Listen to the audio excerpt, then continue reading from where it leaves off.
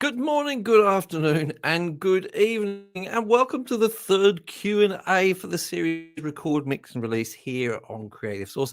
And it wouldn't be Creative Source if I didn't say hi, folks. I'm Mike, and I hope you are well. It's a very warm evening here in Perth, Australia, around about 11:30 p.m. at night. If you're joining me in the live chat and you haven't done so already, let me know where you're from. Definitely say hi and do ask those questions, because that's what we're really here for at the end of the day, especially if it's about episodes 10 to 15 in the series. And I'll be saying hi to some of the folks who are already in the live chat. Thanks for being here, guys. It's much appreciated.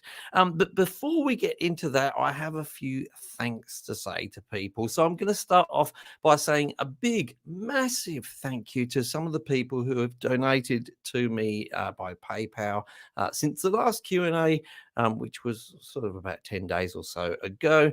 So massive thank you to Ricky Accardi to begin with. Ricky's been a great supporter of mine for a while now, so thank you, Ricky. That was a lot of help. Gary Wilkes as well, Timothy Davis, Frank Smith, and Roy van der Born. Awesome name, by the way, Roy. That's a name with a bit of a class to it.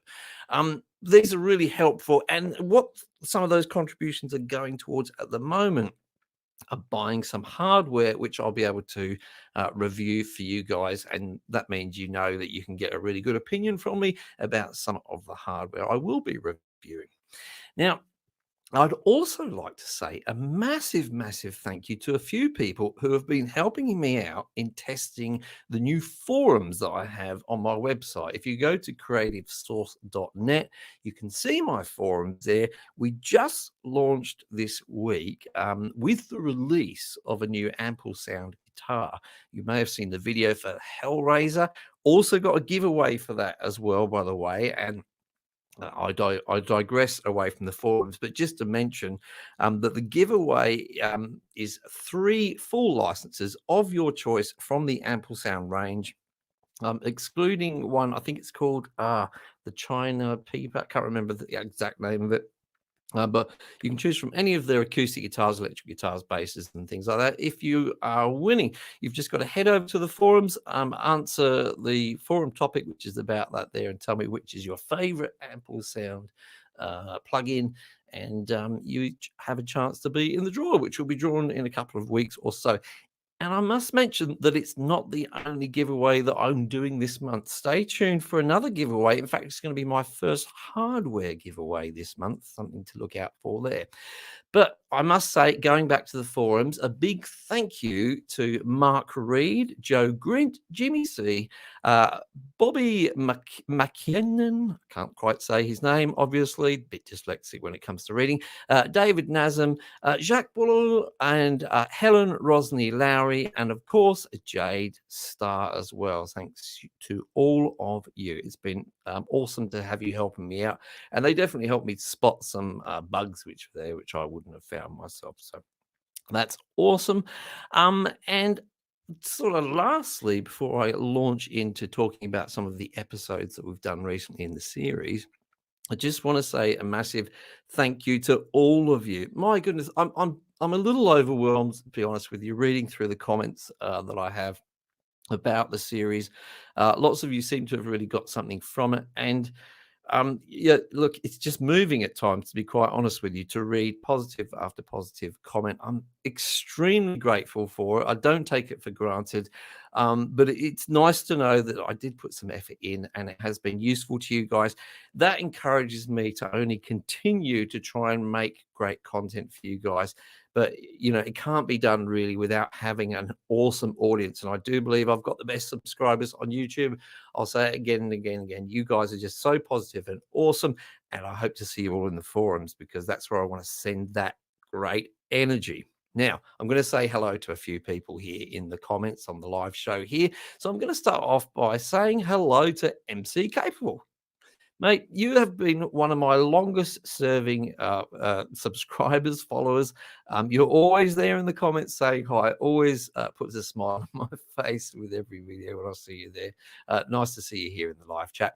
Also, I've got Innocent Bystander here from Melbourne. Nice to see a fellow Australian here, and from one of the fairest cities in Australia, I must say, a really well-cultured city is Melbourne. Nice to see you, Trevor, and we've got something to say about you a little bit later on as well. And moving on from there, we have, I know we had Mimo here somewhere. There we are. G'day, Mimo Japan. Now, Mimo's been making a few compositions recently using Ample Sound products. And check out his channel. He's got some really good stuff there. Really enjoyed listening to them. It's really, really, really great to have someone sort of pushing the cause there a little bit with virtual instruments. Well done, Mimo. And thanks for staying up again as well. Also, hi to Richard Dory, another Canadian. Now, there seems to be so many Canadians. I mean, I'm not complaining. I just feel like I should go to Canada now and do some sort of tour or something, maybe when my channel's a little bit bigger. But yeah, I'm just looking for an excuse to go to Canada because I've always wanted to go there. Nice to see you here, Richard. We have someone with a great name, Dopamine, and he's with Bernie, apparently. I don't get political on this channel, especially with other people's politics. So I won't make a comment, but yeah, good one. Moving on from there, we have Metallion. Nice to see you again. I know you've been here before, Metallion. I'm not quite sure where you're from. I'm going to guess UK. Am I correct? Maybe not. And awesome, of course, to see Happy Ron from San Diego, another great part of the planet as well. And moving on to test my dyslexia here. Musical Neptunian. I think I did get that right in the end. Nice to see you. And another Melburnian. My goodness, you guys are staying up late for this. Good to see. And I'm corrected. Metallion is actually from Canada, of course. Why did I not guess Canada? Nice to see you here again. So moving on to these last episodes in this series. Again, guys, do keep asking me questions about things. That really helps me out. That gives me something to talk about. What I like to try and do in these Q&As, if you haven't noticed, is try and give you some sort of angle on what I think is the sort of main message behind the episodes, not the technical side of it. You can watch the video for that, but more about why we're doing particular things and trying to give you some extra insights as well. So episode 10 is where we dealt with gain staging. Now, gain staging is not something that I've dealt with on the channel for the first time. I think I've probably made 2 other videos for gain staging. Excuse me, I'm just going to have some iced water. It's not vodka, it's water. It is hot here. So gain staging. Every time I do something about or talk to people about gain staging, I feel that it's something that we probably make too much of a fuss about, in the sense of it seems to have this sort of mystique about it. There's really nothing other than checking for healthy levels. I'm not going to say correct levels, but healthy levels in your signal chain. That's all there is to it. And one of the things I think gets a little bit missed, and probably something I should have said a bit more clearly, there's always this idea that we do gain staging at this particular phase, in this case, in this series, just before the static mix. But in reality, let's take away the terminology gain staging, let's just talk about healthy levels. Healthy levels are something that you can maintain as a part of your process all the way through. So in that sense, gain staging definitely starts from the time you actually start recording, when you're actually tracking your instruments. It definitely continues through the process of, especially when you start adding effects to each channel. So as you start adding your plugins, and then perhaps branching off to buses and checking the gain staging there. And it's something that, in fact, I'm doing every time I insert a plugin. So I'm essentially checking the level before it goes into the plugin, and normally you want it to be the same level coming out. So I say normally because, of course, when you're doing something like compression or limiting, um, probably the goal of that is to change the level in some way, but you're probably changing the RMS. So the let's put it in more plain English, the average level, if you like, of the volume or the sound, the perceived loudness, rather than changing the peak value. So there's a slight exception there. But yeah, I still think though, however, although you don't have to do it at a particular stage like I did in the series, that it is something that is handy just trying to kind of before you launch into mixing, just to stop, take a breath, and just do a little bit of double checking there of your gain staging. Now, I think that if you're just starting out, then do it at this stage as I've done it here. But once you've done that a few times, you'll find yourself just checking your levels at all different kinds of stages through the process. And you don't necessarily have to stop to do it at this point. I kind of still do, but it's probably not overly necessary. So that is what I would hope you would take away from gain staging. And I probably am going to do a quick video soon about the difference of between gain and volume. It was something that came up in the last Q&A, and I think I sort of handled the answer in a muddled kind of way. So look out for that, because I'm intending to do probably a 5-minute video on that relatively soon. Now, moving on from there, I'll just say a quick hi to some people who are joining us. I want to say a thank you to Mimo there for a donation. Thank you in Japanese yen. Thank you very much. And we also have someone from the fair UK, Richard Harrod. Nice to see you. And also our first South African, Willie Mueller. Great to see you. Well, thanks for joining us. So moving on from gain staging, which I do want to move on from because I feel like I've talked about it so much on this channel already. If you do have any questions, of course, about gain staging, go ahead and ask. We then went on to the static mix. And this is just one of the key phases for me of mixing. Probably the most important phase. I'm going to regret saying that because I'm going to say something else that's ever so important. But it is really, really important. This is the first time that you're going to sort of establish the basic mix of the song. Now, there's been quite a lot of preparation in the episodes up to this point to prepare for this static mix. And there's a really good reason for that. And it's something I did discuss a little bit, but I'm going to discuss it a little bit more length. And that is the real problem that we will all have. And that is sort of mixing fatigue. Some people call it ear fatigue. I think it's more than just a sort of a hearing thing. It's much more of a mental condition. And basically, and I used to do this a long time ago, I'd sit with a song and I'd sit there for 2, 3, 4 hours, tweaking, fiddling, mixing, adding a bit, taking away a bit. And I would think, oh, wow, this is sounding awesome. This is sounding so good. And, I'd listen to it a few times. Oh, sounds great. And then I would go to sleep, wake up the next day, listen to it and think, oh my God, that's the biggest pile of crap I've ever heard in my life. And that's because, when I was doing it the day before, I totally lost perspective and become hyper focused on certain parts and wasn't really listening to it as a real listener would listen. And for that, it's going to be hard anyway because you're close to the product. But for that, the thing that you really need is a bit of time. You need some time away from it. And I think I said in the video, I'd recommend at least overnight and then launch into a mix.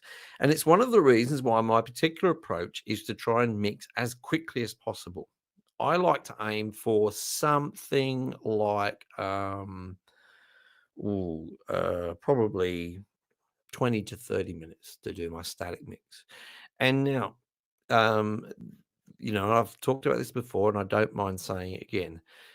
It's not going to be possible to do that, in 20 or 30 minutes with a song like this if if your sort of project isn't well organized, if you still haven't sorted out your sort of routing with your buses and things like that, if you still haven't labeled things properly, if you still haven't done your color, I think color coding is really, really handy.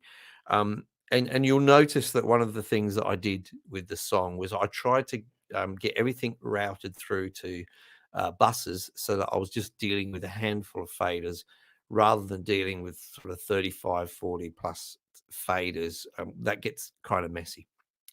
There's lots of other good reasons to mix using your buses, but that's the main reason at that point. So, yeah, definitely think about that going for your static mix and think, what am I going to have to do in order to work really, really efficiently? Because what I think or my own opinion, and other people may think differently, is I like to, as much as possible, go on my gut instinct is go, yep, vocals are too loud, down. Drums are too loud, down. Guitar's too quiet, up. Just go on your instinct. Don't second guess yourself. Now, if you do find yourself second guessing yourself, if you push the vocals up 2 dB and you go, oh, yeah, it's too loud. Go down 1 dB. Oh, now it's too quiet. You probably now have lost a sense of perspective about the song, and that's the time to have a break and go back and have another go later.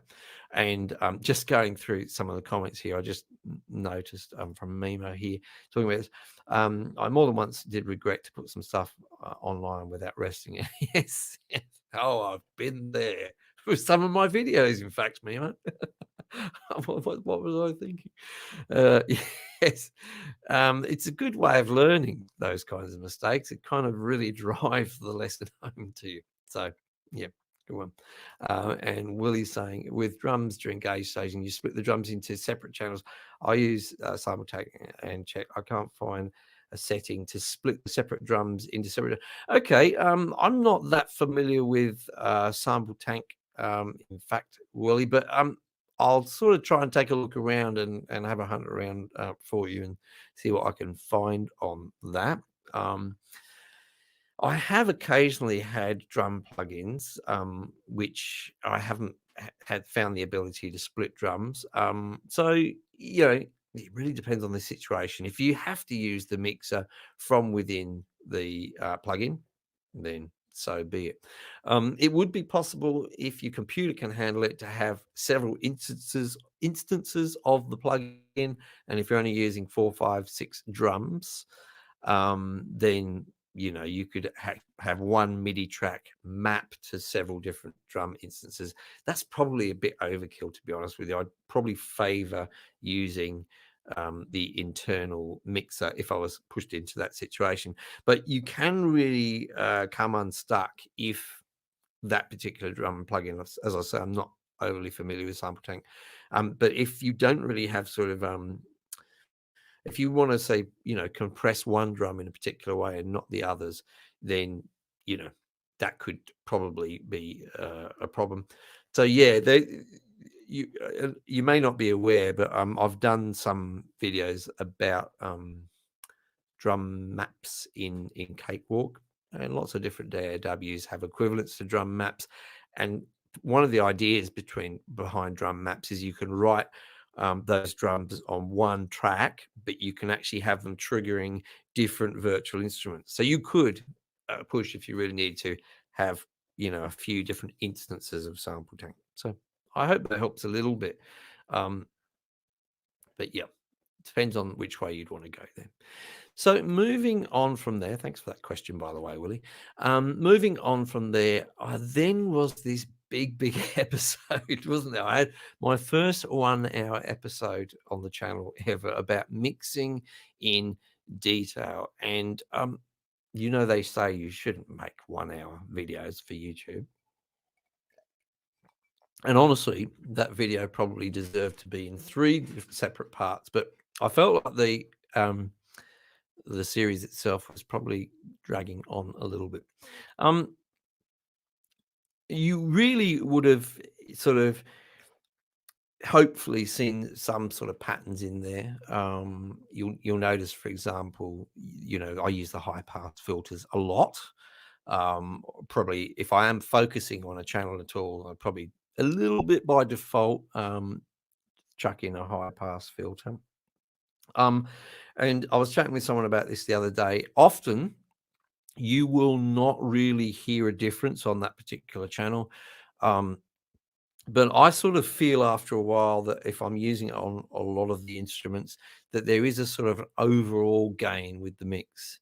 That it sort of certainly, obviously, it's going to cut out any low end rumble. Now, sometimes you won't hear that low end rumble on one particular instrument, but then when you've got lots and lots of instruments and they've all got a little bit of low end rumble, it sort of multiplies. There's a build up of it, and you'll begin to sort of detect it. For me, it comes out as a kind of a muddiness. But I sort of I sort of just generally find there's some people that don't like the high pass technique. They sort of say it's a bit of a waste of time. You're trying to change the sound of something that you can't hear. Don't try and fix it if you can't hear a problem. And I sort of get what they're saying. You should, ultimately it's your ears which are the best judge. But I definitely find that it has helped in terms of reducing the mud. And it's also really, really important. In terms of especially if you're going into compressors, for example, that would be a good example because those low end frequencies, those very, very low end frequencies, although we can't necessarily perceive them with our ears, that signal is still going through to the compressor and can have some effect. So your compressor could be kicking in a bit early or a bit more than it should do. So look, you're going to hear, if you read around all the forums on the internet about this, you'll hear some disputes about this. And if you happen to disagree with me, that's all well and good. I think we've all just got to go down the route that we feel more comfortable with at the end of the day. Certainly won't do your mixers any harm. That's one thing for sure about it. Other than that, I guess my approach is often similar for some of the mixing details. I'm looking for EQing normally, and I'm a big fan of subtractive EQ. So starting off by taking elements out which I'm thinking aren't sounding good in terms of frequency range. I sort of think of subtracting things first especially before I go into compression, because compressors will sometimes accentuate unwanted frequencies themselves, depending on the compressor you're using. So I like to sort of get rid of those before I go into compression.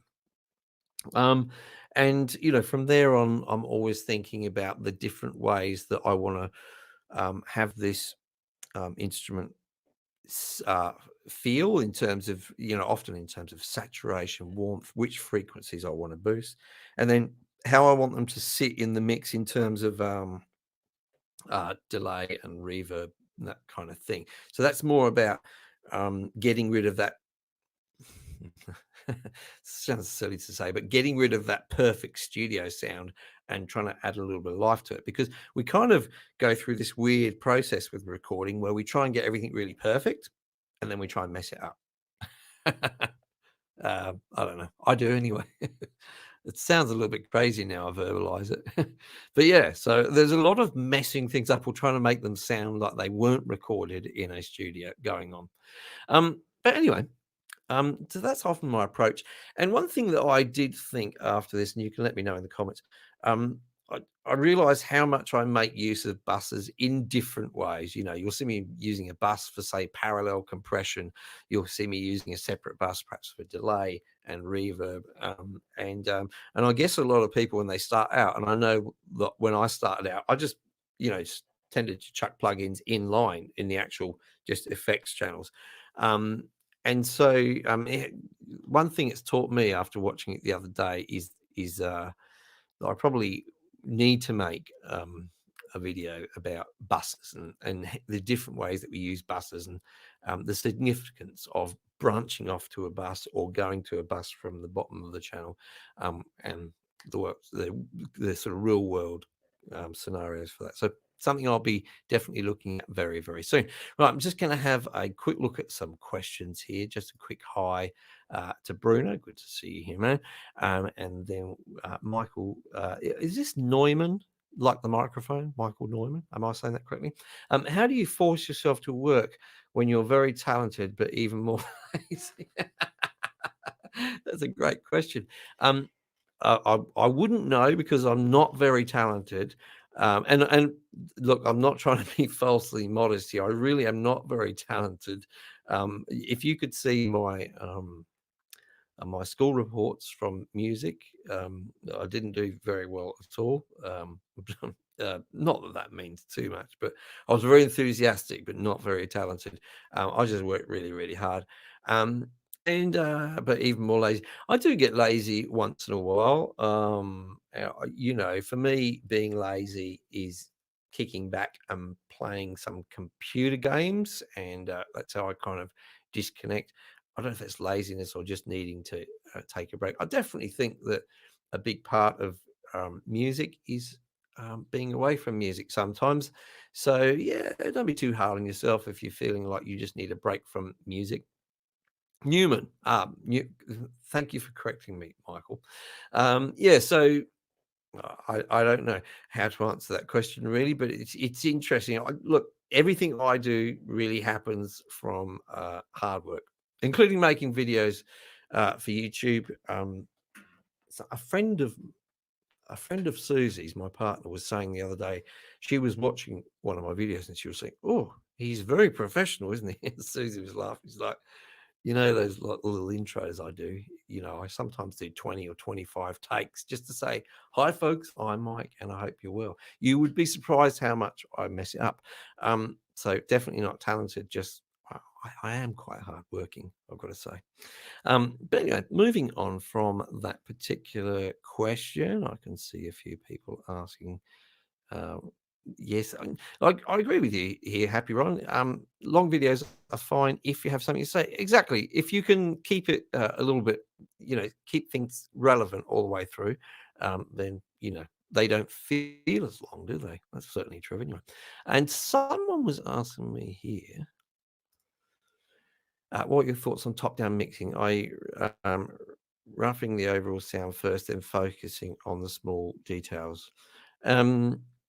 Yeah, well, look, at the end of the day, I don't really prescribe particular methods. A big part of a big part of the series, I suppose, was saying to people, "Hey, this is my method.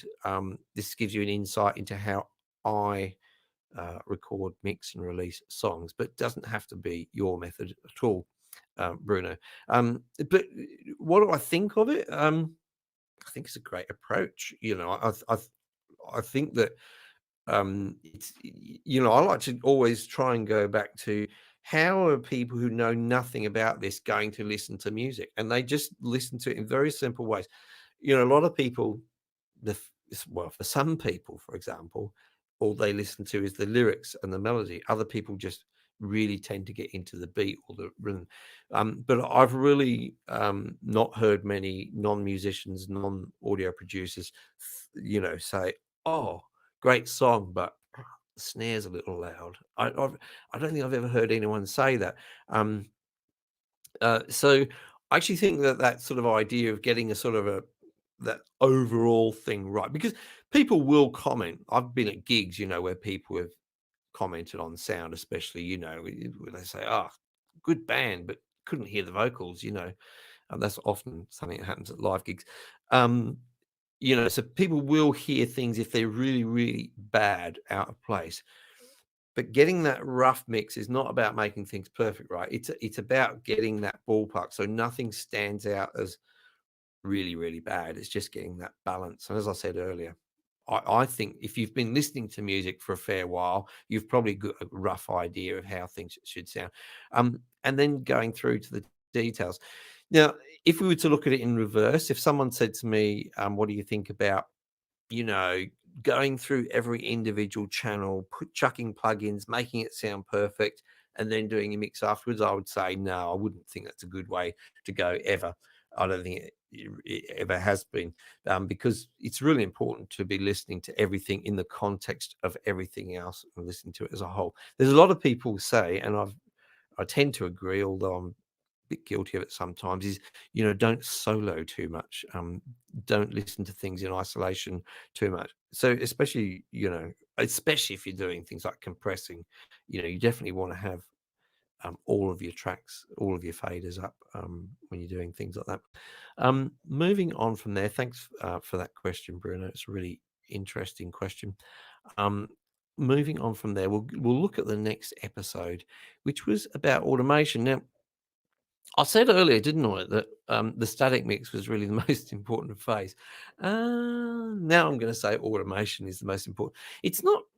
It's not the most important phase, but you know, songs change, or hopefully they change as they progress.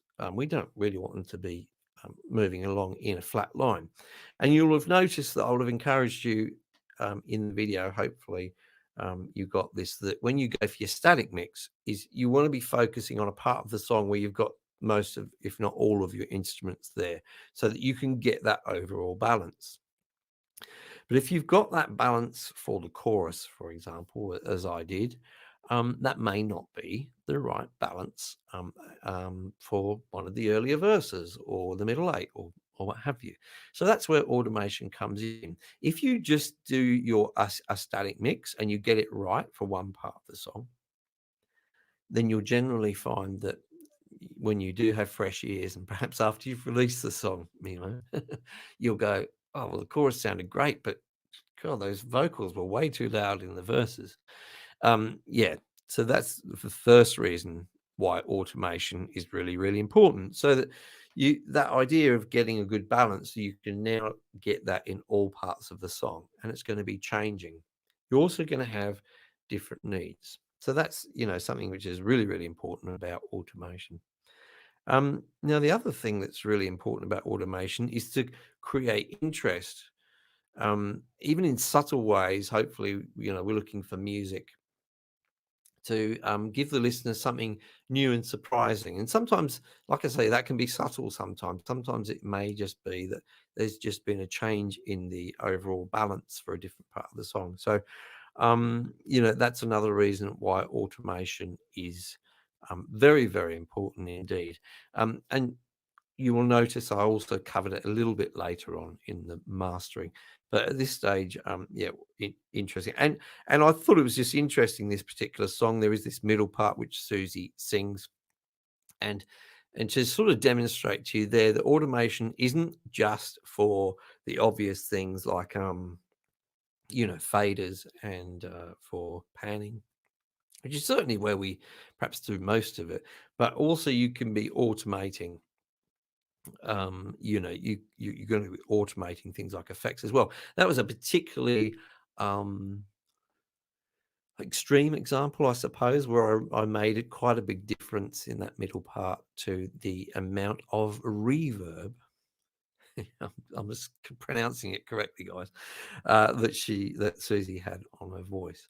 And another one that is a favorite of mine and others is for width as well, automating width. That can be really a great way if you're feeling like your song's just a little bit flat. That you feel, it just feels like a one straight line going on. We want those lifts, those sort of lifts in energy and things like choruses or other parts of the song.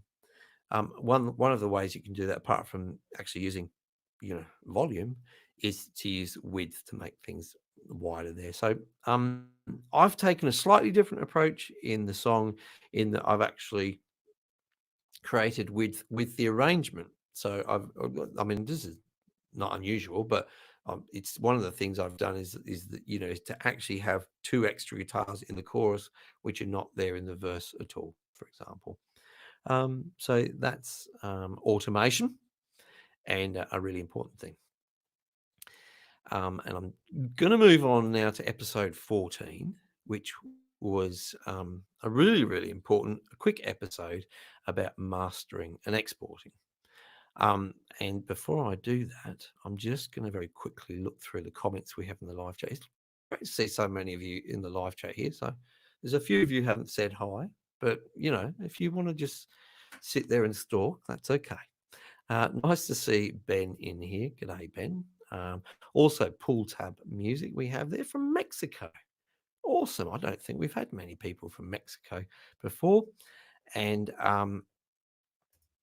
also we have Colin from Old South Wales. Just discovered your channel today via your video optimizing Windows 10. Oh, that's an old video now in terms of my channel.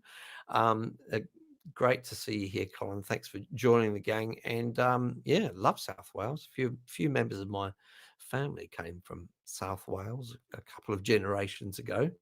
I've been to Wales once, and it was an absolutely beautiful country. Very, very musical country as well, Wales. But yeah, nice to see you here, Colin. I guess the pun, Old South Wales, as opposed to New South Wales. Yeah. I hope I've got that right. So it's late here. It's past midnight. I might not be getting other people's humour. Yeah, so nice to see you here, Colin. Mastering. This was a little bit different this episode because I was very aware that I'd made an episode or an episode on the channel about mastering recently. Excuse me. And I'd gone into quite some detail. Now, the original the original video was about sort of mastering using lots and lots of plugins, different ones. Some you may have with your DAW, some could be free, some could be commercial plugins, but doing it in a very kind of manual way. And it was a way of doing mastering. Like, I think it's best sometimes to do it the more difficult way. It sounds crazy, but it's just that sometimes you'll do things in a way which will give you a lot more understanding. And I think that it's sometimes a good idea to do things in that more difficult way before you go down the more sort of automated route, which is available to us. And one of the things that I did in that was actually make use of a particular plugin, which is called the TR51 plugin. And I've moved to that recently from iZotope's Ozone. iZotope's Ozone is awesome. It's really, really good. And it's got some automation features in there, which I think would make you think twice about using some of the online services that are available, where you normally have to pay like per song or what have you.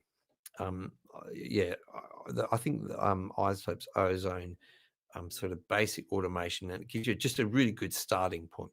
And I had been using that, and it is really good. And it's not something I never use anymore, but I just found that some of this IK media stuff, particularly this TR51, it just felt really sort of, for me, just organic to use. It's just got a bunch of knobs, probably using unusual labels for those, for those sort of different processes that we always do in mastering. But for me particularly, I just like the results that I get from it, and it wasn't not too difficult to use. And I'm all for things being as simple as possible. But one of the things I did want to mention about it, I'm just reminded here as I look at the chat, is I was using a reference track in that particular song. And I always use a reference track. Now, a reference track is there for a couple of reasons, I suppose. One is to a little bit battle against what we were talking about earlier, which is the sort of ear fatigue that we get, this sort of tiredness of ears, or the lack of perspective we can have after we've been mixing and mastering for a long time. So it's handy to have a commercial track so that you know, all right, that's how something should sound, or how I'd want it to sound. And so that's one of the reasons why we would use. I've lost my thread because I was distracted by looking at the chat. It's one of the reasons why we've used a reference track. And some of the other reasons why we use a reference track is when we're looking at in mastering terms, is when we're looking at making it a little bit more commercial in terms of levels, in terms of volumes levels. So that's a couple of reasons why. Now, I did say I couldn't play the actual track, the reference track that is on the video when I made it, because you get pinged by YouTube for copyright as quick as anything these days, and so that's not great for my channel. But I did mention that if someone guessed what the reference track was, that I would send them a T-shirt. I'm not sure if that's such a great prize, but hey. And it was guessed, I think, was it today or yesterday? Innocent Bystander guessed this from Melbourne. And he guessed that the song, in fact, that I used was Macy Gray's song "I Try." A big hit for her, of course, at the time. And why did I choose that particular track? It was mostly about the genre of music. It was about the energy of that particular song. For me, it always sounded like something with a really big chorus. That was something I was going for, with some more subdued verses, and not exactly the same amount of same instrumentation, but a few things similar enough, and also, I just sort of wanted that sort of overall sound. There were some really, really good guesses in there. I think there was a couple of Sheryl Crow songs, which I thought was a very, very good guess. In fact, I could have seen myself going for a Sheryl Crow song for that. Yeah, a number of other guesses. I think there was Alanis Morissette. There was another one. Trying to think. I'm trying to think of the other one. No, I can't sing it out loud. I'll get a copyright ping. Anyway, it will come to me. But yeah, so that was the song. So well done to Innocent Bystander for guessing that. Pop me an email and I'll get a Creative Source T-shirt sent to you. And I'm just going to use this opportunity while I keep losing my thread. It is 12:15, guys. Just to say hi to some people who've joined us a little late in the chat.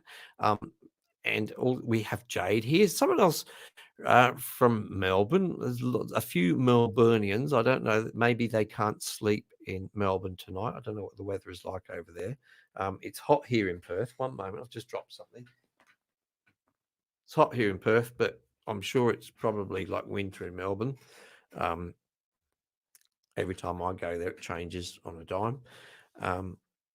But nice to see you here, Jade. Jade is, I did say thank you to you, Jade, for helping out in the forums and going very well. Very, very well. So we're off to a good start with the forums there.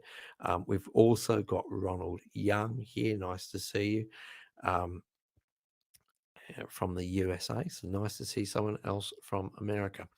And Jade, you've had a very interesting day on Facebook today. I don't want to say too much about it here because I don't want to get too negative. Well, I will a little bit. I'm going to break a little bit rule of mine about negativity. So I'm just diverting away from the series for a moment, guys, because I want to tell you here in Perth, Australia, that is, not in Scotland. Today, my partner Susie went to buy some toilet roll, and she couldn't buy any toilet roll because the shelves here are all empty. There is no toilet roll available. And from what I can read, it's been a bit of an Australia-wide type of thing. I've got something to say about this. If you're wondering why we're sold out of toilet roll, it's not because everybody in Australia had a good curry last night. It appears to be something to do with I'm going to say this word, and I hope I never have to say it ever again. The coronavirus. It's got something to do with the coronavirus. You know what? I don't really care to find out, but there's some link. People are stocking up with toilet roll because they're worried about what's going to happen about the coronavirus. I think people think that at some point soon they may be isolating themselves in their homes. And and I'm waffling here, guys. We're getting towards the end of the show, so give me a break. Um, I I don't often talk about things that my mum says on Facebook, but she did point out yesterday on Facebook that at that point, on the worst day of the coronavirus so far, 110 people had died in one day in China. Now, I don't want to minimize those people's deaths. Very, very sad for those individuals involved. But my mum was pointing out that amongst the many, many ways people died on the planet on that particular day, around about 2,800 people, so 28 times more people, committed suicide. Um, and there's many other ways to die on this planet, in particular one day. But so the only thing I want to say is I hope that tomorrow in Australia we are going to have sold out of cards and flowers, because so many people will be very, very busy trying to show other people how much they love them, to try and combat the scourge of suicide, mental illness. That's all I've got to say about that particular subject. That's as political as I'm going to get. And so we're moving on to the last episode. Just seeing Jade there reminded me of that. Moving on to the last episode, releasing. Now, I did release my song via DistroKid. I don't want to sound too salesy, but just to remind you that if you do use the link that I gave you, you'll get 7% off when you go to DistroKid. And hopefully that was just, I'm always wanting to show people just how easy it is to get your music out there. If you're not getting your music out there today, not literally today, but soon, if you're doing all of this work and then not finally putting it in a place where people can actually hear it, then either you just don't want to, or I think you've probably got some sort of block happening. Might be something to do with confidence. I'm not sure. But the fact is, it's very, very affordable to release music, and it's very, very quick and easy. If you have the technical skills available to you to actually join this chat as you are now, or comment down below, join YouTube, then you've got the technical skills available to release a song to all of the main platforms. And I think this is a really, really hot subject. I know my friend Pete Johns over at Studio Live today talks about this quite a lot, and I'm massively in agreement with him. Get your music out there. One of the things you'll find when you actually take the trouble to say, this song is finished, it goes out to the world, is you'll free yourself up to make other music. I bet you can just kind of get stuck always tweaking that song, trying to make it sound perfect. You're not going to make it sound perfect. Try and remember that for 99.99999% of musicians, we're not the best players on our chosen instrument. We're not the best singers in the world. We're probably not the best or most original composers out there. We all have some sort of failing, I suppose. I hate that word, fail. Well, let's just say that we don't necessarily excel in lots of different ways. But what we do is our own. It's yours, and you're the only person that can make your music. So just that's what it's all about. It's about getting your voice out there, your comment on this little life that we live as people in with musical expression. Nobody else can do that but you. Only you can do you. So it's not about being the best. It's not about any of that. It's just about sharing that love of musical expression with the rest of the world. Get it out there, learn from what you did with that particular song, then start on the next one, and you'll keep improving. But I just don't think you can really improve that much by trying to tweak the same song over and over again. I'm sure that if you ask Paul McCartney now, is there anything he doesn't like about some of the earlier songs? He'd love to say, yeah, God, I'd love to tweak this or tweak that or change that, or We're all going to be wanting to tweak forever, if we're given the chance. So yeah, I strongly encourage you that once you've done this, once you've released 1 or 2 or 3 singles, after that, the floodgates will open. You'll just keep releasing stuff all the time, and that's great. And that reminds me very much that if you do release music, do let me know on the channel. I do not mind at all if you post links to your songs in the comments, links to your YouTube videos, links to SoundCloud, links to your released commercial material. I don't mind at all. Obviously, if you spam comment sections with many, many comments, then I might frown upon that. No one's done that so far, but don't be afraid to share and blow your own trumpet. So it's such a great term, blow your own trumpet, in terms of telling us about your music.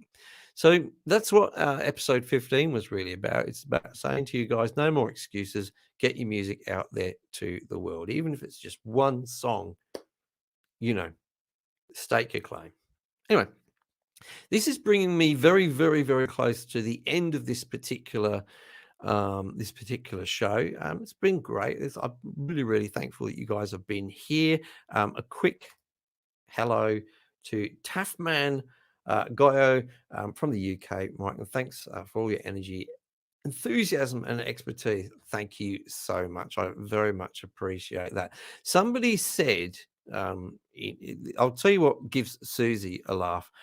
Somebody said in the comment the other day that I was concise, and Susie was just she was giggling about that. And also, I can't remember the name of the lady who said it, but she said she thought that I was very civil. And I can tell you, there are times when I'm not so civil. I'm not always smiling, folks, but I like to smile when I'm on here, and you guys definitely make me smile. So look, thank you so much, guys, for watching this series. Like I said before, it was something that I planned for a while. I wasn't completely sure if it was a good idea to do it, because obviously it would be an awful lot of work to do something like that and then find that it wasn't received well, or I sort of hadn't constructed it in the best way. But I kind of went on my gut with it. I kind of set it up in a way that I thought that's how I'd like to see a series like that. So I really I'm sort of overwhelmed by the response from you guys. Very much in the comments on Facebook and the comments on YouTube. Some of the comments I've received in the forum as well. Messages that I receive from you guys all the time. Look, it really doesn't happen without you guys watching it, without you guys asking me questions, without your enthusiasm. None of this happens at all. So it's really you guys that have helped to make this series a really, really important series. I think lots and lots of people in the future are going to get benefit from this. I will be posting some links in the various parts of social media over the coming days, a link to the playlist, which includes, of course, all the episodes of the series.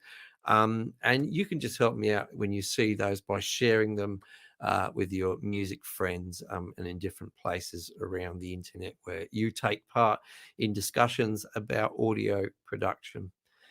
So thank you so much again for being here, guys. I'm looking forward to a really interesting month coming up. Don't forget, I've got some hardware reviews coming up and a hardware giveaway. Very much looking forward to that. Also, don't forget about the Ample Sound giveaway, which is going on at the moment. Please go and join the forums and get to know each other there, because as time's going on, it's getting much more difficult for me to answer all of your questions, because the volume of messages I get every day is quite high. But you can help each other out, and I'd love to see you guys do that. So thanks very much again for everyone who's been here this evening, and thanks to everyone watching. The people that are going to watch, I know, replay, always like to see your comments there as well. Don't forget to like this before you go, folks. If you like it, YouTube will show it to more people, and more people will get the benefit. I'm going to say good night, good morning, whatever it is where you are. Have a great day. Remember to treat each other well, and buy flowers and cards for people so we can empty those shelves because people are trying to wish each other well. I said I wouldn't say anything more about it, so I won't. Au revoir. See you. Bye.